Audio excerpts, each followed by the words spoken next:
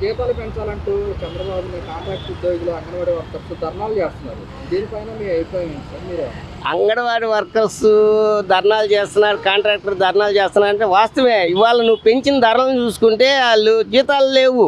నువ్వు పెంచిన ధరలకను ఈ జీతాలకి పోల్చుకుంటే ఆ జీతాలు అనేవి చేతిలో జేబులో డబ్బులు వేసుకొని ఇంకా ఇంట్లో సరుకులు తీసుకెళ్లాల్సిన పరిస్థితి వచ్చింది.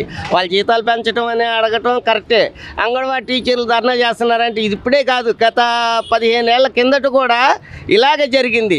వీళ్ళంతా హైదరాబాద్ వెళ్ళి అంగన్వాడీ టీచర్లు కానీ ఆయాలు కానీ వెళ్ళి అక్కడ హైదరాబాద్లో ధర్నాలు చేస్తే వాటర్ అది ట్యూబులతో వాటర్ కొట్టించి నానా బీపత్యం చేసిన రోజులు, పోలీసు లాఠీలు చేపించి వాటర్ చేపించిన రోజులు చంద్రబాబు నాయుడు ఎన్నో ఉన్నాయి. అది ఈ జనాభా మర్చిపోయి ఉండొచ్చు. వాస్తవానికి కనీసం 15 ఏళ్ల కిందట తీస్తే అవన్నీ బయటపడతాయి. వ్యతిరేకం వచ్చేదే ఉంది. 4 నెలల్లోనే వ్యతిరేకం వచ్చింది. ఇది 10వ నెల. ఇంక వ్యతిరేకం రాకపోవడం ఏంటి? ఫుల్గా వ్యతిరేకం ఉంది. ఇవాళ 60 మంది కార్యకర్తలు ఫుల్గా వ్యతిరేకిస్తున్నారు. 60 మంది. మరి ఒక 40 మందిలో ఒక 10 మంది అటు చెబుతున్నారు, 10 మంది ఇటు చెబుతున్నారు. అలాగే 60 మంది పైన వ్యతిరేకంగా ఉంది. కాంట్రాక్ట్ ఉద్యోగాలు అలాగే తీసుకుంటే కనుక అంగన్వాడీ వర్కర్స్ కూడా ధర్నాలు చేస్తున్నారు. ఇలా ధర్నాలు చేయడం పైన మీ అభిప్రాయం ఏంటి? అవి కామనేనండి. వాళ్ళకి ఇచ్చే జీతాలు చాలకే కదా అడుగుతున్నారు. ఇవాళ నూనె, పప్పు, దినుసులు అన్నీ పెరిగిపోయినాయి, ఇంటెద్దులు పెరిగిపోయినాయి. కామన్ మనుషులు బతకాలంటే జీతాలు పెంచాలండి, దాంట్లో తప్పేం కాదు. అయితే అప్పుడు బడ్జెట్ను బట్టి పెంచుతాడు, ఆయన మాత్రం ఎక్కడ తెచ్చేస్తాడు? ఇవ్వాలి కదా.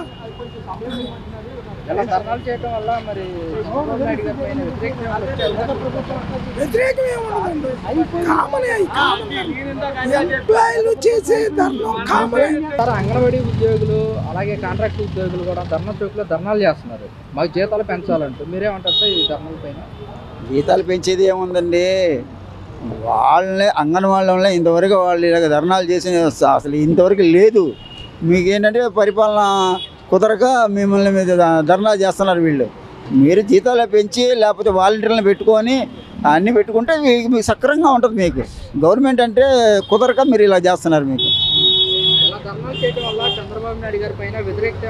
వస్తుంది, వ్యతిరేకత వస్తుంది. మరి రాదా? మరి ఇప్పుడు వ్యతిరేకత అనేది ఎప్పుడైనా వస్తుంది. ఇప్పుడు మీరు ఏంటి, మీ సమస్య ఏంటి అనేది కూర్చొని పెట్టి మాట్లాడగలిగే శక్తి ఉంటే మీకు వ్యతిరేకత రాదుగా. మీకు ఇప్పుడు మా ఇంట్లో మా బిడ్డలు ఉన్నారు, ఏంట్రా అని గట్టిగా అడిగినప్పుడు నేను కూర్చొని మాట్లాడితే నాకు వ్యతిరేకత రాదుగా. అలాగే మీరు కూర్చొని పెట్టి మాట్లాడాలి. మీ బిడ్డలు అంటే వాళ్ళు మీ బిడ్డలను మీరు కూర్చొని పెట్టి మాట్లాడక రోడ్డు మీదకి వస్తున్నారు మరి ఈరోజు.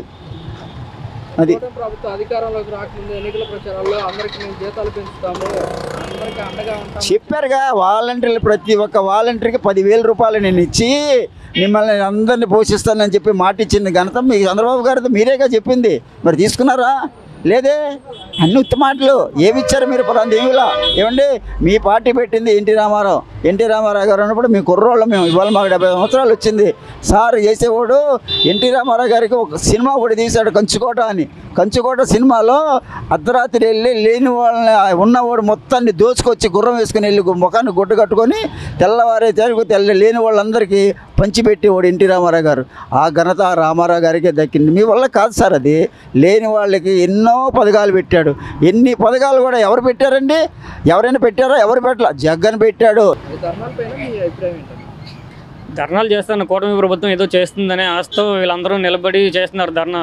వీళ్ళకు కూటమి ప్రభుత్వం చూసి వీళ్ళ కోసం ఏదో ఒకటి ఆలోచించి వాళ్ళకి ఏదో న్యాయం చేయాలని కోరుకుంటున్నాం. ఇలా ఒకటే కాదు, వాళ్ళు చేసేంతవరకు ధర్నాలు చేస్తూనే ఉంటారు. ఇప్పుడు ఆశా వర్కర్లు ఎంత కష్టపడుతున్నారో, వాళ్ళకి 10,000 ఎండల్లో ఎంత పొద్దున్న సాయంత్రం వరకు ఎంత తిరుగుతున్నారో అందరికీ తెలిసింది. కాంట్రాక్ట్ ఉద్యోగులు ఎన్నో సంవత్సరాల నుంచి చేసే వాళ్ళు ఉన్నారు, వాళ్ళకి ఏదో జీతాలు.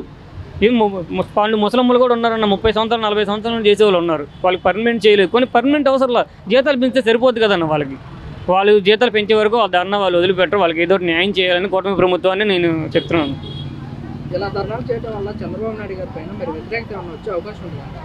వ్యతిరేకత కోసం కాదన్న, వాళ్ళని మనం రిక్వెస్ట్ చేస్తున్నట్టు మనం ధర్నా చేస్తున్నారు తప్ప వ్యతిరేకత కోసం కాదు. చంద్రబాబు నాయుడికి మా బాధల్ని అర్థమయ్యేటట్టు తెలియజేయాలని ఆ ధర్నాలు చేస్తున్నారు తప్ప వ్యతిరేకంగా కాదు. చూసుకుంటే కనుక కాంట్రాక్ట్ ఉద్యోగులు అలాగే అంగన్వాడీ వర్కర్స్ కూడా ధర్నా చౌక్లో ధర్నాలు చేస్తున్నారు. మా జీతాలు పెంచాలంటే మీరేమంటారు? వచ్చి ఏం చేస్తారు కూడా ఎవరికి అర్థం కావట్లేదు. కూటమి ప్రభుత్వం వచ్చి ఏం చేస్తుందో కూడా ఎవరికి అర్థం కావట్లేదు. ప్రజలు సంక్రాంతికి పోతున్నారు. ఎవరన్నా ప్రధానమంత్రి 3 సార్లు ప్రధానమంత్రి అయ్యాడు, ఇంకా మళ్ళీసారి అవకాశం ఇస్తారా? ప్రజలకు అది చేస్తాం ఇది చేస్తామని చెప్పి ఏం చేస్తున్నారు? నన్ను అప్పుడు ఏదో నాటకాలు వేస్తున్నారు. ప్రజలుగా సేవ చేయాలి కానీ నాటకాలు వేస్తారా? అందరూ తిడుతున్నారు ఆ నాటకాలు చూసి. ఒక మంత్రి వేసిన వేసమైనా వేసాలు సినీ ఆటలు వేస్తారు. వీళ్ళుగా ప్రజల్లో వెళ్ళుకునే వాళ్ళు కాదు. అవి వేయొచ్చండి, ఎవరు అవి వేయించిన వాళ్ళే వేస్తారు. అవి ప్రజలకు ఏం చేయాలి? 9 నెలలు అవుతుంది, 10 నెలలు వచ్చింది. ఏం చేస్తున్నారో కూడా అర్థం కావట్లేదు. ప్రజలందరూ చాలా ఇబ్బంది పడుతున్నారు పనులు లేక. పథకాలు ఇస్తామని చెప్పి హామీలు ఇచ్చి మహిళలు అంత బాధపడుతున్నారు. ఈరోజు బతకడం అంటే చాలా కష్టం అయిపోయింది. వాళ్ళనే కాదు వీళ్ళనే కాదు, ఏదైనా మంచి చెయ్యాలి ప్రజలకి. ప్రజలకు మంచి అయిపోతే కడుపు నిండు ఒకలా మాట్లాడతాడు, కడుపు నిండు ఒకలా మాట్లాడతాడు. ఎప్పుడో పెడతాం ఎప్పుడో చేస్తాం అని కానీ ఇప్పుడు ఆకలి ఉన్నోడికి ఆకలి తీర్చాలి కదా. అది మీకు తెలీదా? నీకు తెలుసా విషయం? ఏ లేట్ అయితే సంవత్సరం అయిపోయింది, 9 నెలలు అయిపోయింది. ఇంకో సంవత్సరం అయితే 2 సంవత్సరాలు అయిపోతుంది. ఇంకో సంవత్సరం 3 సంవత్సరాలు, 4వ సంవత్సరం 5వ సంవత్సరం ఇస్తే ఏముంది ఉపయోగం? ఏం అర్థం చేసుకున్న వాళ్ళు ఎన్నికల్లో ఇది చేయకూడదు కదా, జనాలు మోసం చేయకూడదు కదా. జనాలు ఏం మోసం చేయకూడదు కదా, తప్పు కదా. ఆయన ఎంత కడుపు మండి మాట్లాడుతున్నాడు, ముసలాయన ఉన్నాడు కడుపు మండిగా మాట్లాడుతున్నాడు. నేనైనా కాదు ఎవరైనా కాదు, చాలా ఇబ్బంది పెట్టకూడదు. చేస్తే కరెక్ట్గా చేయడం, లేకపోతే మానేడు. ఎవరైనా సరే వాళ్ళైనా కానీ వీళ్ళైనా కానీ ప్రజలు ఇబ్బంది పెట్టకూడదు. అయ్యోడు తప్పి అప్పుడు ఒక యోధాలో ఉన్నోడు మాట్లాడటం కానీ వేసాలు వేయడం ఇవన్నీ అవసరం కాదు కదా. జనాలకి ఇవే ఇబ్బందికరంగా ఉంటాయి అన్నమాట. వాళ్ళ కౌరవులు పాండవులు పర్లేదు అప్పుడు వాళ్ళు గుర్తించవచ్చు, కానీ ఎందుకు అవసరమా? జనాలకి ఏం చేయట్లేదు, ఇంకా అనవసరం కదా. ఏమనంటే వాళ్ళు వచ్చినా ఏదైనా మాట్లాడితే వాడిని లోపల వేస్తున్నారు, వీళ్ళు వచ్చినా ఈడేమైనా మాట్లాడితే ఈయన లోపల వేస్తున్నారు. అది కరెక్ట్ కాదు. ఎవరైనా వాళ్ళకైనా కానీ వీళ్ళకైనా ఏ ప్రభుత్వానికి కరెక్ట్ కాదు. ఇది ప్రజలకి చేస్తే మంచి చేయాలి, లేకపోతే మానేయాలి. అంతకంటే మనం చెప్పాల్సిన అవసరం లేదు. ఇబ్బంది పెట్టకూడదు ప్రజల్ని. అది వాళ్ళు వస్తే వీళ్ళు ఇది పెంచుకోవడం, వీళ్ళు వస్తే వాళ్ళు ఇది పెంచుకోవడం. కానీ చాలా ఇబ్బంది పడుతున్నారు జనాలు. అంతే అర్థం చేసుకోవాలి, ప్రభుత్వాలు అర్థం చేసుకోవాలి. జగన్ మా చుట్టం కాదు, పేద ప్రజలకి పెన్నిది. దండం పెట్టాలి ఆ తండ్రికి. ఎందువల్లంటే బిడ్డలు, చదువుకున్న బిడ్డలు ఎంతో ఎంతో ఎంతో పాపం వాళ్ళు దండాలు పెట్టారు. మామయ్య మామయ్య మామయ్య అని చూసే లేకుండా చేసేసారు మీరందరూ వచ్చి. ఏమండి పెట్టండి, మీరు పెట్టి చూపించండి. మీరు ఏం చేస్తున్నారు? ఒక 5 రూపాయలు పెట్టి భోజనాలు పెట్టేస్తున్నారు రోడ్డు మీద. అది కాదు సార్ పెట్టాల్సింది భోజనం. అది అలా కాదు. లేని వాళ్ళు ఎవరు, ఉన్న వాళ్ళు ఎవరు? లేని వాళ్ళు అంటే లేని వాళ్ళే. స్కూల్లో పిల్లలు చదువుకునే వాళ్ళు పిల్లలు లేని వాళ్ళు. మీరు ధనవంతులకి పెడుతున్నారు, లేని వాళ్ళకి పెడతాం లేదు. మీరు ఒక్కసారి ఇచ్చి చూడండి, మళ్ళీ జగన్కి ఎన్ని పథకాలు పెడతాడో మళ్ళీ మీకు కుదరటం లేదు సార్. మీకు ఏమీ లేదండి, ఎవరు చేయలేదు. మీరు 40 సంవత్సరాలు చేశారండి. మీ మీద కూడా అప్పుడు వీళ్ళు అలాగన్నారు, వాళ్ళు 100 మంది అన్నారు. ఏమీ చేయలే. మీ పరిపాలన మీరు చేశారు, మీరు పరిపాలన వీళ్ళు చేస్తున్నారు. కానీ ఇన్ని పథకాలు ఇచ్చే ఘనత ఎవరంటే చంద్రబాబు. ఈయనే. ఎవరు?